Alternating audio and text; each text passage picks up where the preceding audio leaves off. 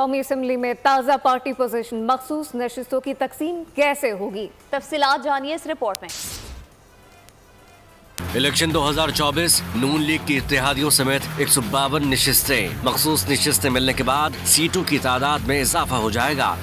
हुकूमत साजी के लिए 169 अरकान की सादा अक्सरियत दरकार होगी। 2/3 अक्सरियत के लिए 224 अरकान की जरूरत होती है।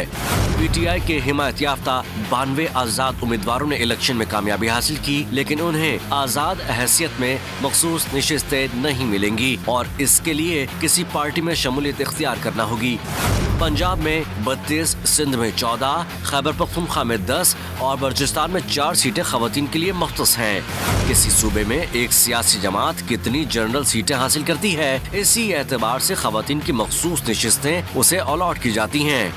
दूसरी जानिब 10 अक़लियती सीटों को इस एतबार से तकसीम किया जाता है कि एक जमात ने मुल्क भर से कितनी सीटें जीती हैं। मखसूस नशिस्तों की तकसीम के दौरान शामिल होने वाले फातेह आजाद उम्मीदवारों का नंबर भी शामिल किया जाता है। कानून के मुताबिक नताइज के सरकारी ऐलान के बाद 3 दिन के अंदर आजाद उम्मीदवारों को किसी जमात में शमूलियत इख्तियार करनी होती है। सब्सक्राइब करें और बेल दबाएं ताकि कोई खबर रह न जाए।